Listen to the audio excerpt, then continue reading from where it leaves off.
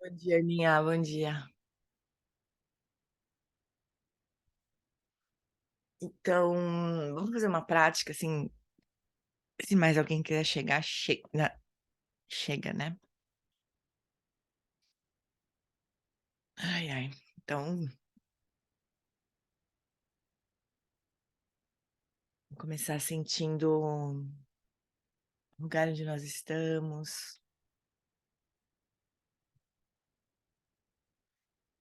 os sons ao nosso redor, temperatura do ar,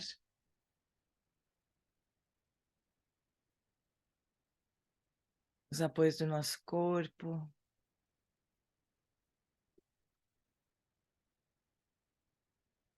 E, por fim, nosso corpo respirando.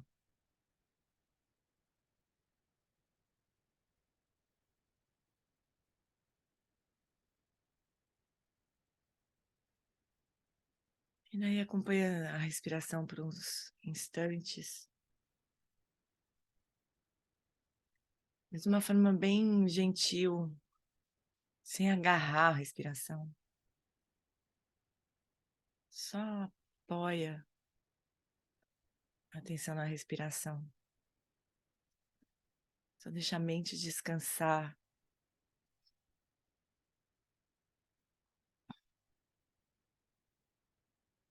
acompanhando a respiração. E com cada expiração, final de cada expiração, se solta completamente. Solta os conteúdos da mente, solta as impressões sobre o corpo. Solta completamente. Gentilmente. Como se com cada expiração a gente pudesse se abrir mais e mais.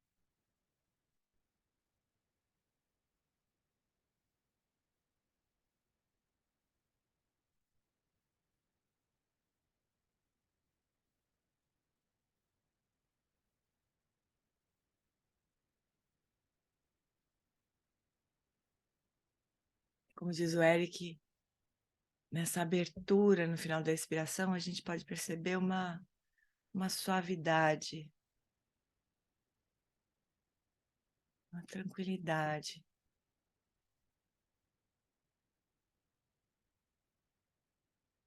uma abertura que pode acolher o que quer que aconteça.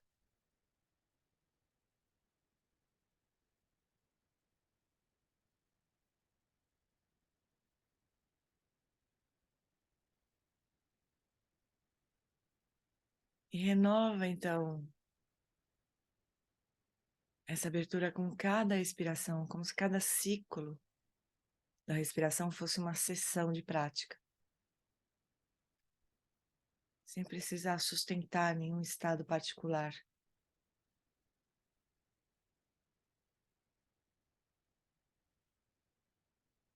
É uma experiência que acontece a cada expiração. Você pode até deixar os lábios entreabertos.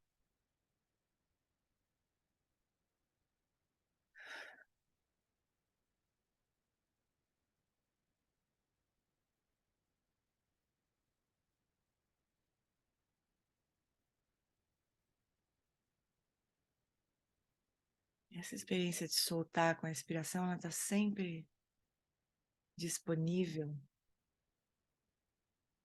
sem importar o que está ocupando a nossa mente, o que está ocupando o nosso corpo. É sempre possível soltar na próxima respiração.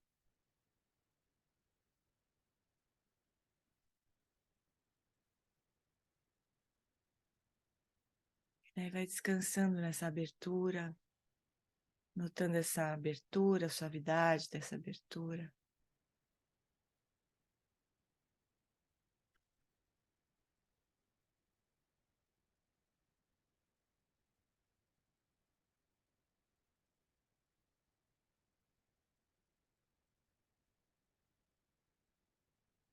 E a gente pode agora então abrir os olhinhos. Encerrar essa prática bem curtinha.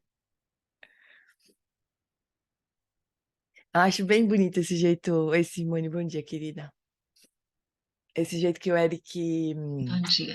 Makunzan, né? Nosso professor mais querido, assim. Mais querido, não, nosso professor querido. Não vamos criar uma fila agora, né? Assim, não vamos se atrapalhar agora com isso, né? Nosso professor querido também. Ele é muito interessante, né? Porque essa visão de que a meditação pode ser renovada a cada respiração é uma coisa que todos falam de alguma maneira, né? Mas o Eric enfatiza, ou pelo menos eu ouvi melhor isso, essa instrução dele, né? E daí, teve uma vez tão engraçada que ele falou assim, alguém falou assim, ai, mas eu me perco, quando eu percebo eu já fui, fiquei um tempão perdida, né? Aí ele falou assim, não tem problema, tudo bem, tem uma próxima respiração, ué. Tá aí, né? Na próxima respiração você pode soltar de novo, não tem problema, né? É tão bonito, né? É tão, como é que fala? Acolhedor, né? Isso, dizer, não faz mal que você se perdeu. Próxima respiração é uma nova chance de você se achar, né? De você soltar de novo. E não importa o que tá, quanto tempo ou com que intensidade, né? A gente ficou viajando assim. A próxima respiração é sempre uma oportunidade de soltar. É que nem uma sala que ficou escura durante anos. Escura. Não interessa quanto tempo ela ficou escura, a hora que você acender a luz, vai iluminar. Não interessa que ficou escura por, né? Ah, ficou escura por muito tempo, agora então eu vou acender a luz e vai demorar muito para a luz poder iluminar aquela sala, porque ela ficou muito tempo escura. Não, ilumina sim, né? Igual a gente pode soltar assim, isso é muito. Ah, eu tô adorando essas instruções assim, mais simples, sabe? Achando muito maravilhosas essas instruções simples. Agora eu acho que eu tô ficando mais velha. Eu tô ficando mais afim da simplicidade, sabe? Tô meio cansada de complicação. Amores, me dá só um instantinho. Procurando alguma coisa pra aprender minha juba, que tá grande. Não é bonita essa da sala escura, Marcinha? Essa não é do Eric, viu? Eu fico juntando as coisas, mas funciona pra essa história da respiração. É bem bonito isso, né? Geralmente o Lama Santen explicava essa história da sala escura com respeito ao insight, né? Não interessa quanto tempo, e a própria iluminação, não interessa quantos éons a gente passou atrapalhado no Sansara, né? A hora que a gente se dá conta de alguma coisa, a gente se deu conta de alguma coisa, né? É bonito isso, né? É meio libertador, porque senão a gente fica. Parece que a gente fica se convencendo, né? Ah, não dá, faz muito tempo que eu sou assim, é difícil. Não, cada vez que você respira é uma chance de você soltar, né? Então, isso me faz lembrar de uma lição de casa. Vocês lembram da lição de casa? Negócio de lição de casa é horrível, né? Mas, a semana passada, de novo é uma coisa do Eric, né? Aquela estratégia que ele explica, que eu acho também muito legal, assim, muito aplicável, né? De a gente, quando encontrar o oposto de uma qualidade que a gente está querendo cultivar, a gente formular a aspiração, né? Possa haver mais momentos da tal qualidade, né? Vocês lembram disso? Vocês tiveram alguma experiência, assim, com isso que vocês gostariam de compartilhar? Fala, Ceci, conta aí. Então, gente, eu já sei, já estou fazendo o coisa do Eric também, que eu estou adorando, né? Então, já estava praticando isso há mais tempo. Mas eu peguei agora a tolerância, que é um parente próximo da paciência, né? Uhum, uhum. É uma E forma de paciência, a é, tolerância. então, aí eu fui o tempo todo, porque assim, em todo momento você vê intolerância, na fila do supermercado, é, quando você vai no trânsito, então deu para praticar muito, muito e muito, sabe? Porque é impressionante, até as feições das pessoas mostram uma intolerância. A É. cara. Então você nota isso o tempo todo, então foi fácil de praticar. Praticar, né? E essa frase que haja mais tolerância é muito bom, assim. E é uma coisa que eu aprendi com o Eric, foi o seguinte: decore, tem alguma coisa dentro de você para você, na hora que aparecer uma situação, você tá com ela pronta lá para poder soltar, porque isso ajuda muito. Ajuda Então muito. aquelas 4 flores eu fiquei decorando ela um tempão, assim, decorei não, quando surge já vem já vem É, instantâneo, é, né. É mais ou menos como eu falo com meus alunos de matemática, decora a fórmula, que aí quando você raciocina, a fórmula já tá lá, você já é. aplica, Não fica perdendo tempo né. tentando já Fica lembrar na fórmula, ou descobrir a fórmula, né? As 4 flores que a Simone falou são 4 qualidades, né, que a gente que ele sugeriu de a gente observar, né? Mas é uma estratégia, essa coisa das 4 flores, dos opostos, né? É uma estratégia que a gente pode usar com qualquer coisa, isso que eu acho barato, né? Muito legal, assim, que nem a Simone usou com tolerância. Não é uma das 4 flores. As 4 flores, só para contar para vocês, assim, as 4 flores que ele diz são imparcialidade, quer dizer, os opostos, né? Os opostos das 4 flores são imparcialidade. Então, toda vez quer dizer, as 4 flores são imparcialidade, então o oposto é parcialidade, né? Então, toda vez que a gente se pega também, não é só no outro, né? Na gente também, toda vez que a gente se pega tendo uma preferência, né? Portanto, sendo parcial com alguma coisa, a gente então formula essa aspiração, que possa haver mais momentos de imparcialidade, né? Isso aí, imparcialidade é mesmo preferência, né? Uma pessoa que a gente gosta mais, então a gente é super. Outra pessoa que a gente tem uma vontadezinha, assim, né? Isso é parcialidade, né? Então, se a gente tá treinando para ser Buda, pessoal, vamos combinar, o Buda não tem parcialidade nenhuma, né? Então, que haja mais momentos de imparcialidade, né? A outra é a flor do altruísmo, né? Quando a gente. Eu não lembro exatamente a ordem da segunda e da terceira, mas acho que a ordem também não importa muito. Mas, enfim, o altruísmo é uma outra flor. Então, toda vez que a gente vê alguma maldade, né, alguma crueldade acontecendo, ou uma coisa, alguma atitude autocentrada, né? Qualquer atitude autocentrada, que possa haver mais momentos de altruísmo. Na gente e no outro, sem diferença, assim, né? Mas é bom também a gente lembrar que a gente também tá nessa parada aí, né? Aí a outra flor é da não violência, mais especificamente, assim. Toda vez que a gente vê um ato violento, agressivo, né? A gente formula que possa haver mais momentos de não agressividade, né? De não violência. E a última, que é a mais desgraçada, porque eu tenho a sensação que eu tenho que fazer o tempo inteiro, que é assim, é a abertura, né? A mente aberta. Então, toda vez que a gente vai. Eu me peguei várias vezes fazendo isso, né? Quando você vai para uma situação, você encontra com uma situação que você acha, já sei o que vai dar isso, sabe assim? Aí essa pessoa é sempre assim, isso aqui sempre acontece desse jeito, né? A Simone postou as, as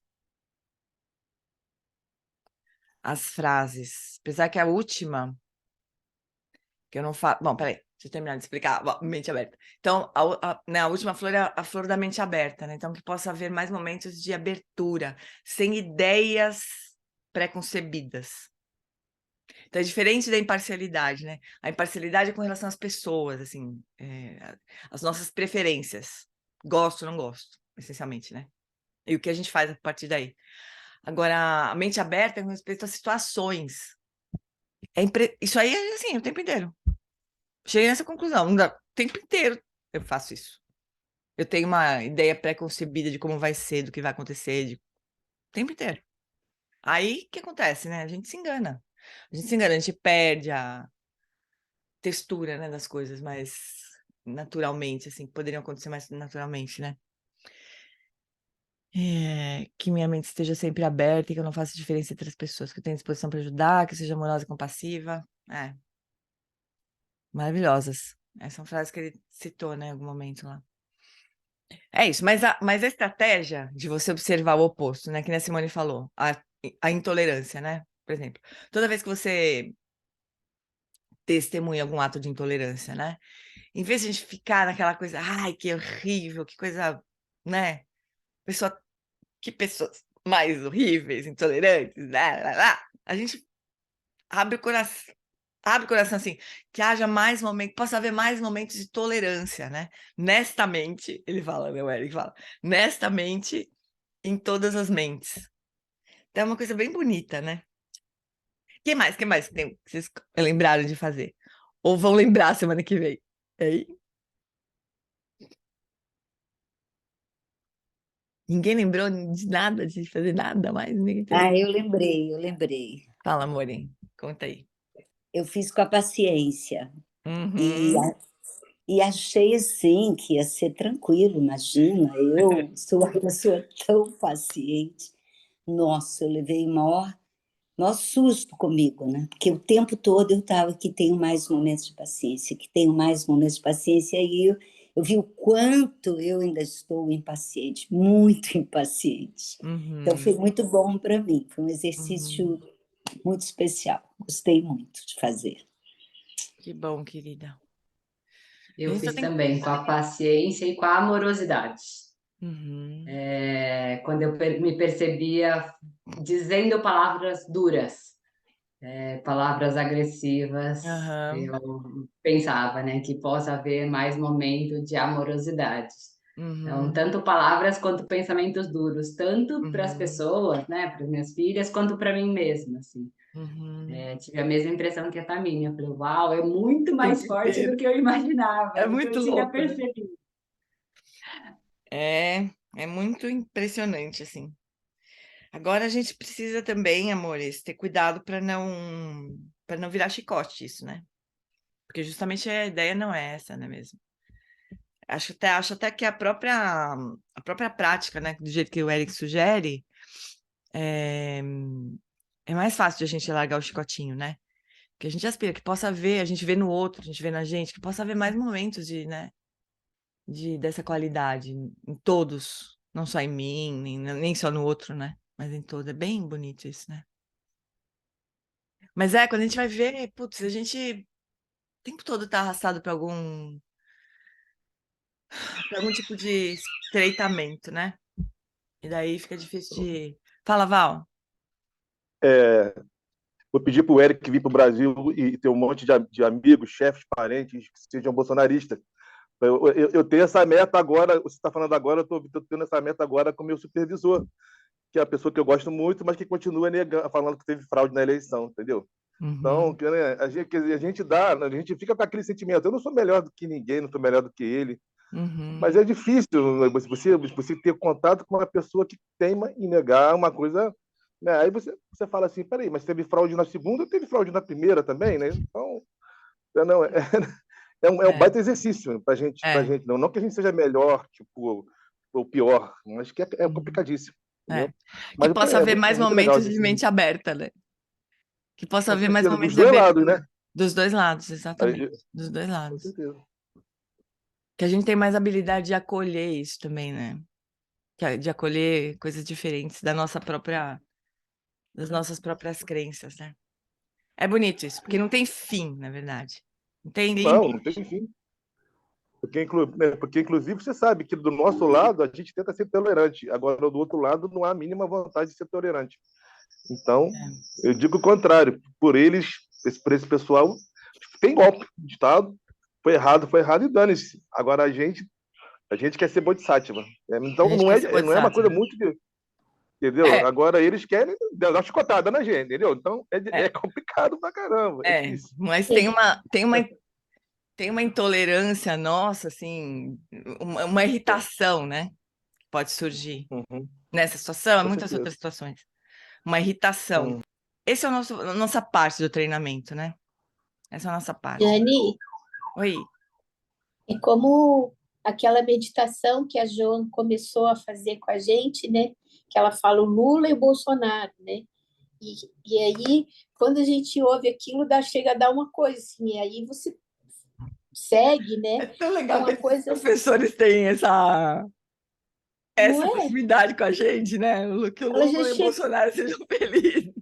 Ela já chegou ali para nós naquele momento, e aí a gente tem que, onde a gente vai praticar tudo isso. E a gente Claro. reconhece que tem, que essa dificuldade, a gente tem um mal-estar assim, físico em relação a isso, a de ver situações tão complicadas, mas aí, por que a gente sente isso? Porque a gente está fechado. É, Porque quando a gente abre, assim, a sensação que eu tenho é como se isso passasse, não fica grudado em você, é. com um sentimento, sim, de aversão, né? Que é Uhum. um veneno mesmo, né? É, Enfim. exatamente. A gente, como praticante, a gente tem que enxergar onde é que está a nossa prática nessas situações todas, né? Todas, assim, não tem exceção, todas as situações. Como é que a gente pode usar isso para abrir mais o nosso coração, né? Não significa aceitar, não significa concordar, todo mundo já sabe disso, né? A gente não precisa nem falar disso, né? Não significa isso, mas como que aquilo pode ser base para a prática nossa, né? Tá cheio de oportunidade, assim. Sansara é cheio de oportunidades, né? É impressionante, né? Aff, Maria, impressionante. É muito comovente também. Ontem eu tava lendo um. É engraçado como a gente lê uns livros assim que a gente lê 1000 vezes, e daí, cada vez que a gente lê, parece que pula um negócio assim na nossa cara, né? E ontem eu tava lendo o livro do Tuco Orgen, que eu gosto muito, que era o mestre do Eric, né? É um livro que, muito tempo atrás, o Gustavo, muito tempo atrás, uns 15 anos, eu acho, sei lá, muito tempo atrás, o Gustavo encheu o meu saco para eu ler esse livro, mas, Jane, você tem que ler, você tem que ler, blá, blá. Cara, tá bom, comprei o livro, li. Aí um dia eu fui comentar com ele sobre o livro, ele, eu não li ainda. Eu falei, não acredito nisso. Como assim? Você me encheu o saco para eu ler. Eu li, como boa aluna, li, estudei, agora você não leu, né? Não, tá lá para eu ler, não sei o quê. Tá bom, né? Mas aí ontem eu tava pegando de novo, lendo outra vez, né? E ele fala, não é exatamente assim, mas ele fala assim, essas qualidades essenciais da nossa consciência, né? As it is. São boa. Não tem tradução, né? Mas não tá traduzido. As it is. 1 e 2, tem 2 volumes esse livro. As it is. Se fosse traduzir, eu traduziria tal como é. Que é horrível essa. As it is, assim, do jeito que é assim mesmo, assim, sabe? É o jeito que é, o jeito que as coisas são, né? As it is. Seria talvez tal como é, uma tradução para esse termo aí. Título de livro é sempre a parte mais difícil de traduzir, por incrível que pareça. Os títulos são sempre os mais difíceis, assim. Porque sempre o autor tem uma ideia inteligente, assim, sobre o título que não funciona em português igual, sabe? É triste. Mas, assim, aí ele estava falando, assim, que essas qualidades da consciência, né, de desobstrução, assim, de perceber... mais tecnicamente, assim, de vacuidade, né, de abertura e de cognoscência, são as duas qualidades da consciência únicas, né, de abertura, desobstrução, ou vacuidade, se a gente quiser chamar, e cognoscência, capacidade de reconhecer as coisas, ela é igual em todos os seres. Isso é óbvio, todo mundo já falou, 1000 professores já falaram, e é óbvio, né? É uma qualidade que estava na nossa própria consciência quando a gente nasceu, quando a gente era criança, agora, igual, né? Claro que as coisas que a gente percebe, as coisas que a gente constrói na nossa mente, isso aí vai mudando o tempo inteiro. Mas a capacidade de perceber as coisas e essa qualidade de a consciência não poder ser obstruída, né? Ela pode perceber qualquer tipo de coisa. É como todos os seres têm isso. Cara, aquilo fez assim, bum, na minha cara. Nossa, é isso que a gente tem em comum com todos os seres. Porque a gente fica se pegando, às vezes, não sei vocês, mas eu fico me pegando assim. Todos os seres, nós compartilhamos a natureza humana. Mas como assim, o mesmo tipo de corpo? Tem muitas coisas que a gente compartilha, né? A gente até entende, assim, com os humanos, mas com os animais, sei lá, com outros seres em qualquer reino, né, que esses seres estejam, essa capacidade de perceber as coisas, a consciência é igual para todos os seres, para os Budas igual, para todo mundo igual, né? Caramba! Parece que pum, pulou assim, puxa vida! Agora, o que as pessoas fazem, né? Com a consciência aí, assim, né? Infinitos desdobramentos, assim, né?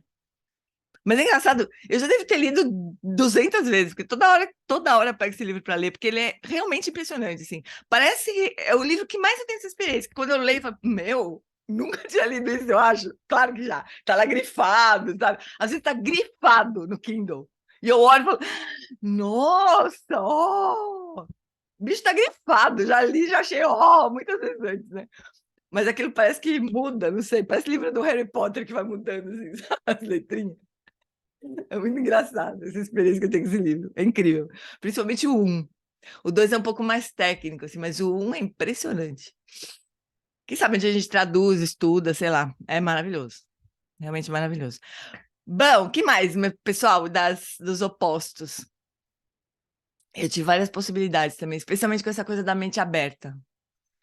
É muito incrível, né? Como a gente já...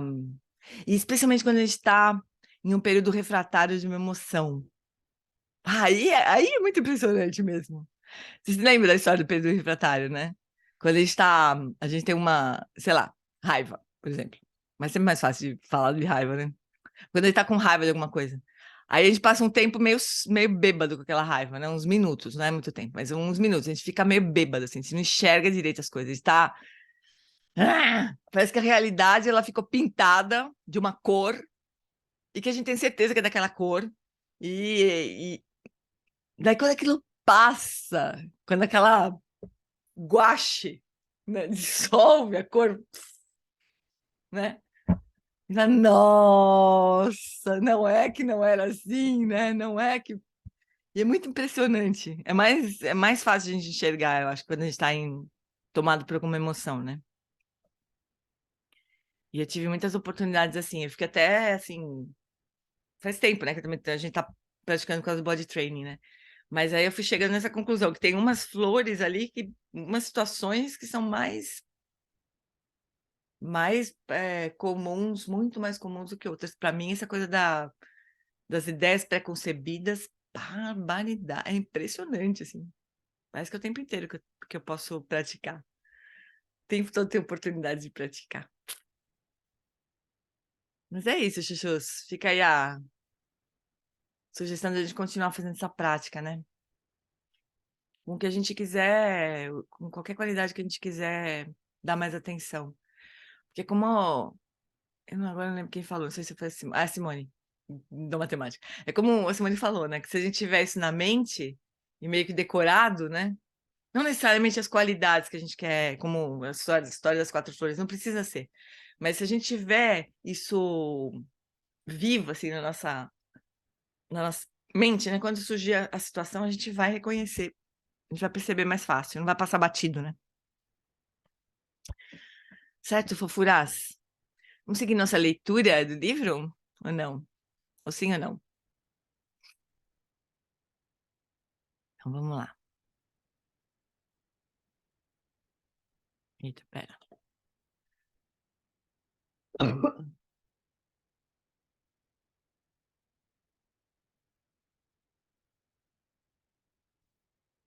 Eu acho que a gente está nessa altura aqui, né? A gente está na perfeição da meditação. Ele falou sobre atenção plena, a gente conversou um pouquinho, agora ele vai falar sobre meditação zen. Então, dhyana, palavra sânscrita, que significa meditação, ela é transcrita em chinês como chan, em japonês como zen, em coreano como son e em vietnamita como tien. Porque recebi os muitos ensinamentos da tradição Soto Zen japonesa, e visto que Zen é uma palavra mais conhecida dessas palavras do Extremo Oriente, vou usar essa palavra. Mas é uma mesma prática, né? Chan, Zen, blá, blá, é a mesma coisa. Zen é a escola de meditação, e sim, na prática Zen, fazemos muita meditação formal sentada. Realmente, o pessoal do Zen, eles realmente praticam meditação, né? Muitas tradições budistas não praticam tanto, sabe? A meditação sentada, né? Mas no Zen é uma prática bem comum, realmente, né? Mas não é daí que o Zen tira o seu nome. Zen chama-se Zen pela sua insistência em afirmar que meditação é mais do que a prática formal de meditação. No Zen, todas as práticas se fundem na meditação. Não há nada além da meditação. Então, vocês lembram o Thich Nhat Hanh, que é um mestre Zen, né? Ele falava que meditação é fazer qualquer coisa sabendo que está fazendo aquela coisa. Se você estiver presente no que você estiver fazendo, aquilo é meditação. É uma visão bem bonita da meditação, né? A fonte clássica dessa visão Zen sobre a meditação é encontrada no Sutra da Plataforma do Sexto Ancestral. Segundo a história, que é claramente apócrifa, foi escrita depois, né? O ancestral Huineng trabalhava na despensa do templo, pesando arroz, e era analfabeto. Quando Abade convoca um concurso de poesia para descobrir quem tem a melhor compreensão dos ensinamentos e quem, portanto, irá herdar né, o manto da liderança, os monges, pressupondo que o monge principal iria certamente ganhar, nem se dão o trabalho de escrever um poema. Na poesia do monge principal, lê-se: o corpo é uma árvore bode, é uma árvore igual a que o Buda atingiu a iluminação.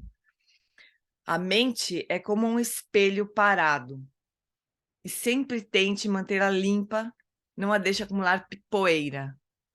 Deixa eu ver o que é esse... isso aqui é só uma referência mesmo. Esse verso confirma o ensinamento clássico Mahayana sobre a prática da meditação. Meditamos para fazer surgir concentração e insight, né? Quer dizer, perceber a realidade como ela é, para que possamos fazer a mente e corpo retornarem à natureza búdica original. O espelho imaculado da consciência se sujou, precisamos limpá-lo. Alguém lê esse verso para Huineng e o verso lhe parece errado. Ele já possui uma visão clara. Huineng era o japinha que trabalhava lá na despensa, né? Era um japinha, né, na história aqui. Mas ele já possui visão clara, quer dizer, ele já tinha insight, né? Ele tem pesado arroz não meditado e não vê nenhuma diferença entre o que tem feito e a virtuosa prática de meditação. Peraí, deixa eu ler de novo. Ele tem pesado arroz não meditado e não vê diferença entre o que tem feito e a virtuosa prática de meditação, na qual os monges se engajam dia e noite. Ele não acredita precisar de práticas trabalhosas de meditação para voltar a um estado imaculado anterior. Esse estado está presente o tempo todo. Então ele compõe seu próprio verso e pede que o monge o escreva e o pregue na parede. Bode, na verdade a iluminação, a palavra bode significa iluminação, não tem nenhuma árvore. O espelho não tem um suporte. A natureza do Buda é sempre pura. Onde você conseguiu essa poeira? Esse é o verso do funcionário da despensa lá. Obviamente, o Abade imediatamente reconhece Huineng como seu verdadeiro sucessor e dali em diante a abordagem do Zen foi estabelecida. Tudo é meditação, ou nada é meditação, porque não é uma coisa fabricada, né? A meditação está além da meditação. Não há necessidade de meditar. O insight é súbito, constante e penetra todas as coisas, e logo desnecessário. Esse é o tipo da diferença nas descrições das experiências, na dependência de onde você está vendo, né? Então, se você está vendo do ponto de vista de alguém que a mente é uma mente de um ser humano, né? Então, tem uma árvore que chama bode, tem um lugar, quer dizer, a árvore bode é o lugar onde o Buda se sentou e atingiu a iluminação, né? Então, tem algo a ser feito, o espelho está sujo, né? A Simone teve que sair, tá bom, querida. O espelho está sujo, alguém precisa limpar, né? Então, a gente está falando desse lugar. Alguém que já atingiu a iluminação, ela vê a mesma situação de outro jeito. Não precisa da árvore. A árvore é desnecessária, não tem nenhuma árvore. A iluminação não precisa de nenhuma árvore. O espelho, ele não tem apoio, ele quer dizer, não tem a superfície do espelho. a clareza, a percepção, ela está sempre presente, né? O espelho é muito usado como metáfora, né? Tem até a sabedoria do espelho no budismo, né? Porque o espelho, ele é capaz de refletir qualquer coisa, sem escolher o que ele vai refletir e sem se transformar naquela reflexão, né? Naquele reflexo, aquele reflexo, né? O espelho reflete alguma coisa e quando aquela coisa muda, o espelho, não aconteceu nada com o espelho. O espelho continua refletindo o que surge na frente dele, né? Essa é a natureza da consciência. A verdadeira natureza da consciência, né? Mas nosso espelho é meio esquisito, né? Ele é meio turvo, as coisas grudam no nosso espelho, né? Mas o espelho em si, ele é assim, né? Então aqui a gente pode falar, putz, esse aqui tá certo ou tá errado. Não é bem a visão, sabe? Do Dzogchen, por exemplo. A visão é que, assim, dependendo de onde você olha, o espelho tá sujo, tem espelho, tem árvore. E se você tiver de um outro lugar, do lugar dos Budas, não tem árvore, não tem espelho, não tem sujeira, não tem nada, né? Mas a gente tem que tomar cuidado para ver de onde que a gente está vendo, sabe? Porque se a gente olhar para esse verso aqui, né? De um lugar não lúcido, né? E olha esse verso, sim, bode não tem árvore, espelho não tem suporte, nada, sabe? É como se a gente falasse, sabe de uma coisa? Karma não existe, o sofrimento não existe, então vamos fazer o que der na nossa telha, né? E não é o caso, né? Não vamos mais meditar, porque meditação não existe. Não, para nós, se pra gente o espelho tá sujo, a gente precisa de meditação, né? Então a gente tem que tomar esse cuidado. Mas o Zen não tem essa abordagem, né? Para o Zen é isso aí, né? Obviamente o Abade imediatamente reconhece o Huinen como seu verdadeiro sucessor, né? Então eles têm o Zen tem os... como é que eles falam? Deixa eu ver se daqui a pouco aparece essa palavra aqui. Os patriarcas, né, do Zen. Eles recitam os nomes de todos os patriarcas, desde o primeiro patriarca, né? Então o Zen, como ele chama?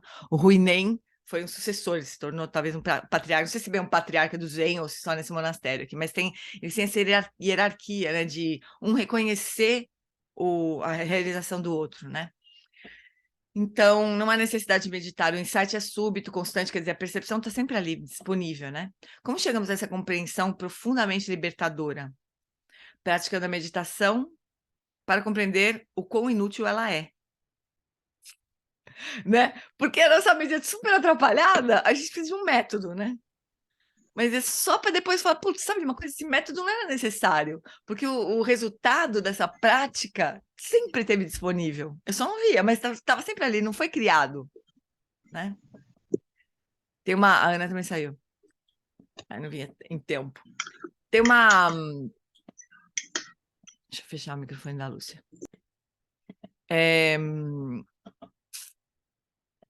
Tem o ensinamento do Chokinima, que sempre ele cita, o Eric também sempre comenta, ele fala assim, o método, ele não cria a realização, né?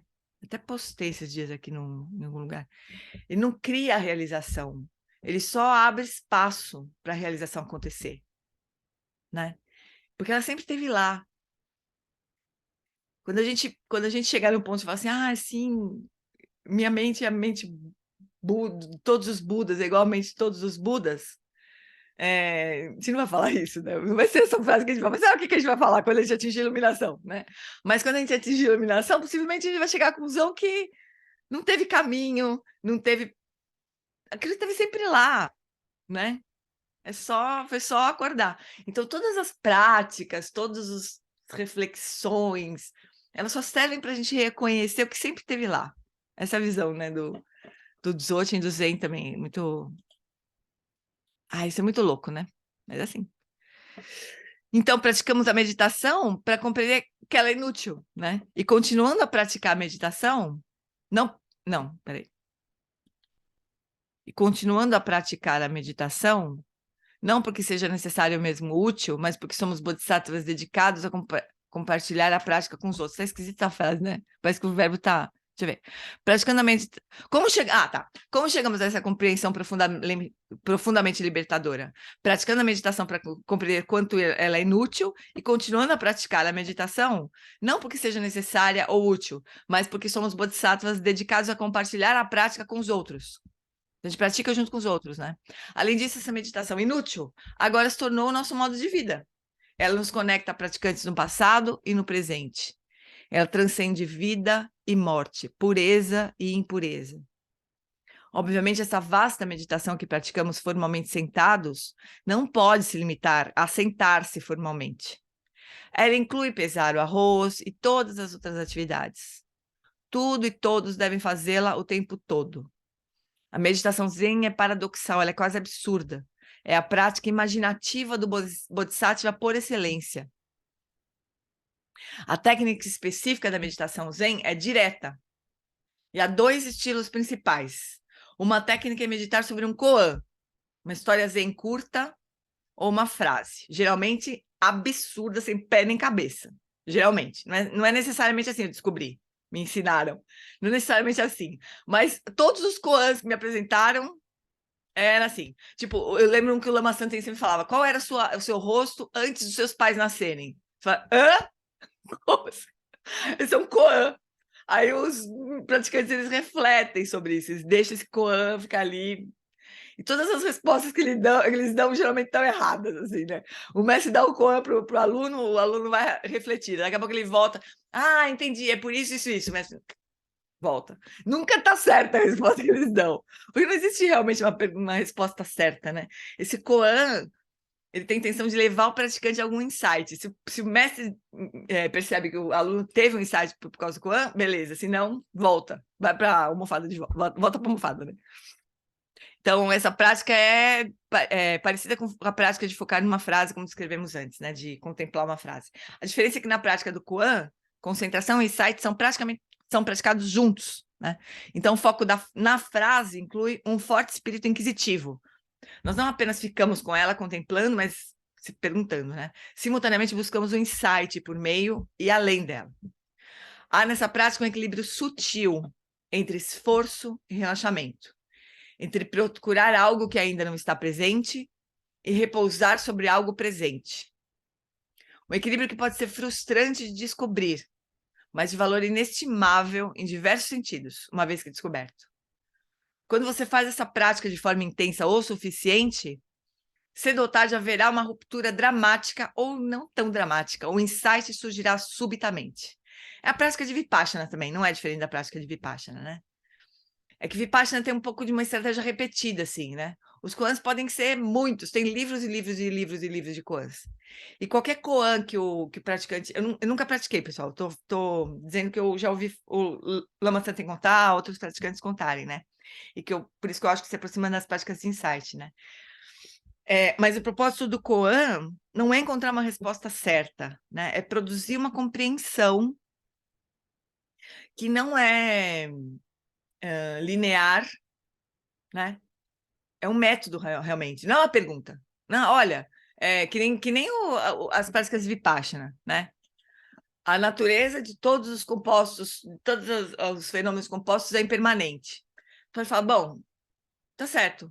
Tá, isso aqui é impermanente, isso aqui é impermanente, isso aqui é impermanente, isso aqui é impermanente, blá, blá, blá, blá, né? Mas tem uma hora que se a gente realmente se aprofundar nessa contemplação, aquilo vai... Sim, é impermanente. Aquilo vai transformar a forma como a gente vê as coisas. Essa é a ideia, né? E produzir uma compreensão que não se perde mais, né? Tipo uma coisa que você vê que você não consegue deixar de ver mais, não se consegue desver aquilo, né? Então, é a prática de Vipassana nossa, do budismo tibetano. É a mesma prática. Então, não tem uma resposta, não é uma pergunta que você vai refletir, vai tirar uma série de conclusões e vai chegar numa resposta. Não é assim. É súbito nesse sentido, porque não é linear, né?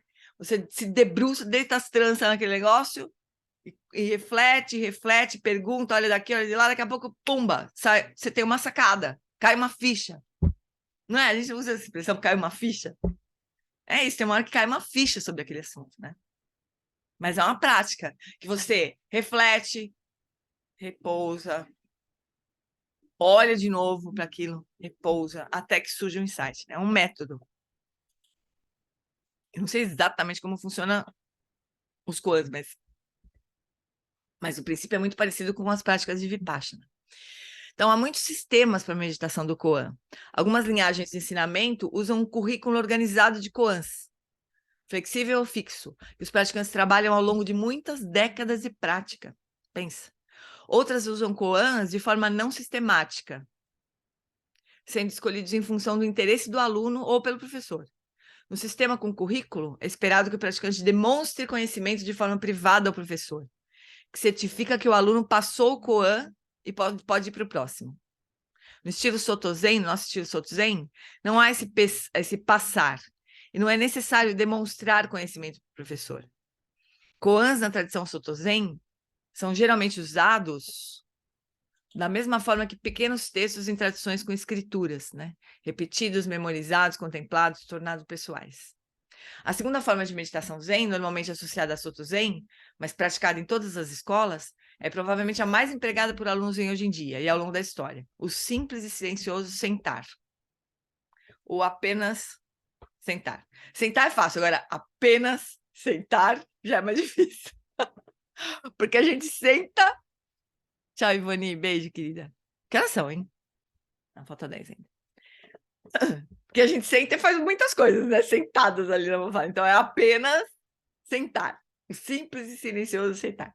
Tecnicamente, é indistinguível das meditações de quietude e de insight, como as escrevi, mas a intenção e a abordagem são diferentes.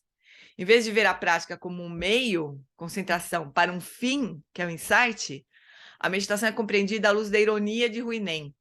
Sentar simplesmente, sem objetivo ou propósito, ou na fé de que o trabalho a ser feito, qualquer que seja ele, já foi feito. E só precisamos apreciá-lo.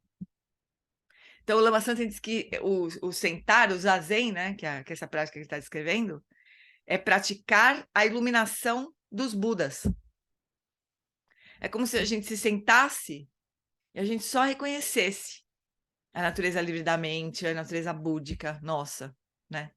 Esse é o ponto. A gente não está tentando conseguir alguma coisa, a gente só está reconhecendo ali, né? O que quer que seja isso, né? A coisa mais notável sobre todas as formas de meditação Zen é a pouca instrução dada. Exatamente, eu lembro. Eu cheguei...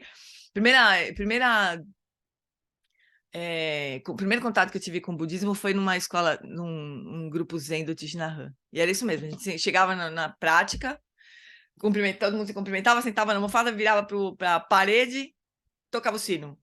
Terminava 40 minutos depois, tocava o sino outra vez, tchau. Era assim a prática, né? A gente fazia isso. Eu gostava muito daquilo. É assim, muito simples, né? Não tem instrução. Você poderia pensar que uma escola que recebe o nome de uma prática de meditação ofereceria instruções detalhadas. A literatura Zen é volumosa, incluindo inúmeros comentários e subcomentários sobre histórias, ensinamentos, mas ela diz quase nada sobre como meditar. Aqui está a instrução dada no famoso Mu Koan, na coleção Portal Sem Porta. Tá vendo? Já é Koan, o próprio nome do livro já é Koan. Como você Portal Sem Porta? Faça do seu corpo inteiro uma massa de dúvida, com seus 60 ossos e juntas e com seus 84 mil folículos capilares. Concentre-se nessa única palavra, Mu. Dia e noite continue a mergulhar nela. É como engolir uma bola de ferro fumegante. Você tenta vomitá-la, mas não consegue. Imagina se você chega num lugar e recebe essa instrução de prática. Como assim concentrar a palavra Mu? O que significa Mu? Né? A gente ia pirar, né? Então, nossa mente, ela fica tentando dar sentido para aquilo até uma hora que ela desiste. Eu acho que o ponto da meditação Zen é essa hora que ela, desiste, né? De fazer. A mente conceitual toma uma canseira. Oi, fala, Val. Não, já é engraçado. Você falou Mu, eu pensei na vaca sagrada. É uma coisa indiana. Pois é, vaca sagrada. A mente da gente viaja, né? Mas aí tem uma hora que ela, não, peraí, mas é Zen, vaca sagrada, essa história da Índia, né? A nossa mente vai ficar tentando dar uma, né? Essas pessoas, essas palavras que são mais como uma exortação do que uma cuidadosa descrição de uma técnica de meditação, são tudo que você irá ouvir sobre como meditar em um koan. Para instruções sobre o simples sentar em silêncio,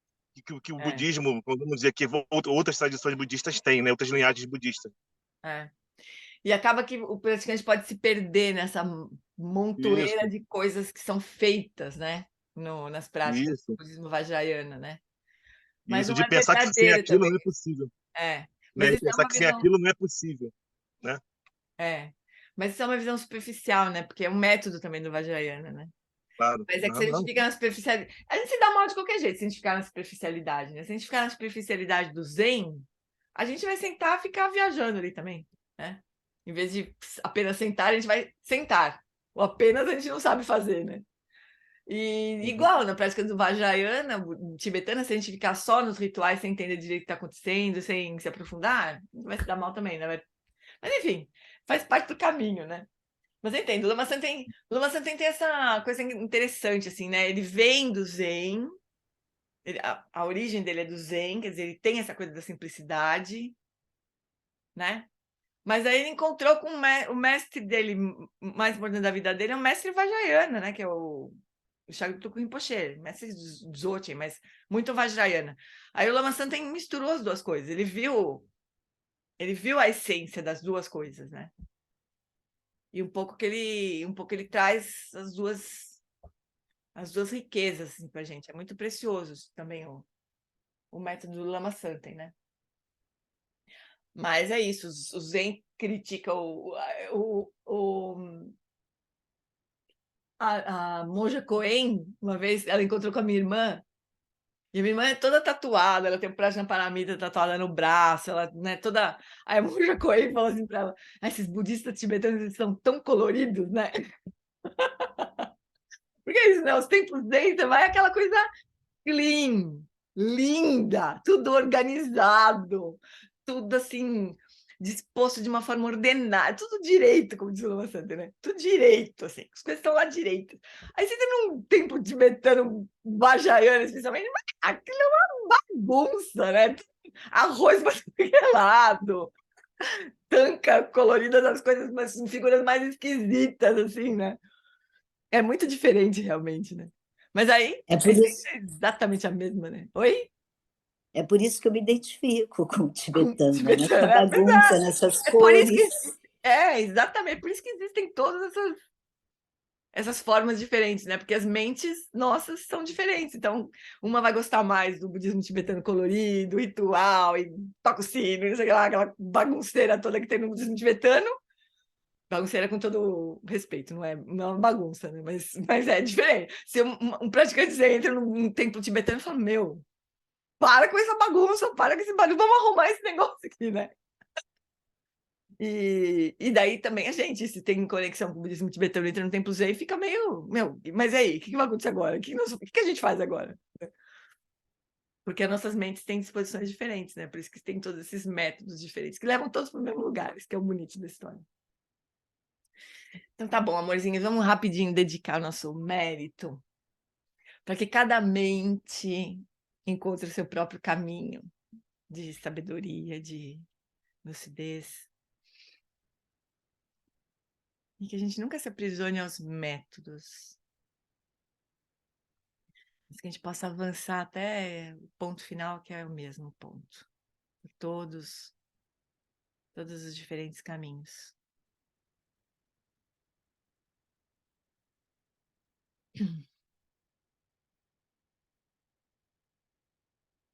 Então tá, meus amores, boa semana para todo mundo. Bom siripipoca para vocês, com o mestre Dogen. Boa semana, Boa semana. obrigada. Beijão. Obrigada, Boa gente. semana para Beijo. todos. Obrigada, Ed, por Obrigada encontrar. para nós. Beijinho. Obrigado, gente. Obrigado, GG. Tchau, gente. Bom dia, pessoal. Obrigada, bom dia. Melhoras, Ivone. Beijo, querida.